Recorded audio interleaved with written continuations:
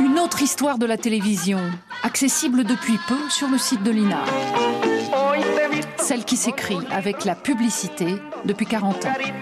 Aujourd'hui, les voici en Nescafé, pure Colombie.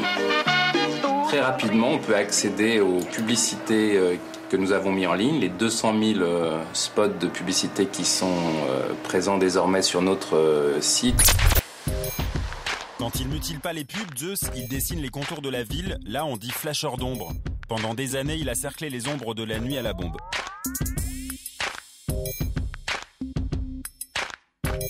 « 1413,6 milliards d'euros, c'est le montant de la dette publique de la France à la fin de ce premier trimestre. Vous le voyez sur cette infographie faite par les équipes de TF1. Eh bien, la dette augmente de 11 000 euros par seconde. Cela représente globalement 22 000 euros par Français. C'est la bécane la plus chère de France.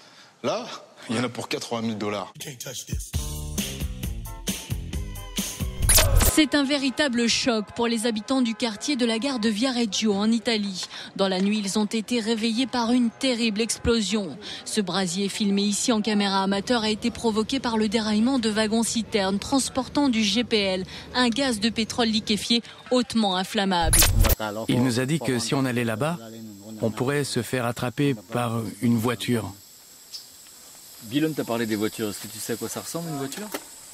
Moi, je pense que ça doit être comme une maison ou une cabane et que tout le monde est à l'intérieur et qu'après la maison bouge d'un endroit à l'autre. Cette nouvelle catastrophe aérienne la nuit dernière au large des Comores, un mois après l'Airbus d'Air France, c'est un autre Airbus, yéménite celui-là, qui a disparu au large des Comores, un A310 avec 153 passagers à bord, dont 66 Français venant de Roissy et de Marseille. Un rescapé a été retrouvé. Il n'y a que de l'américain.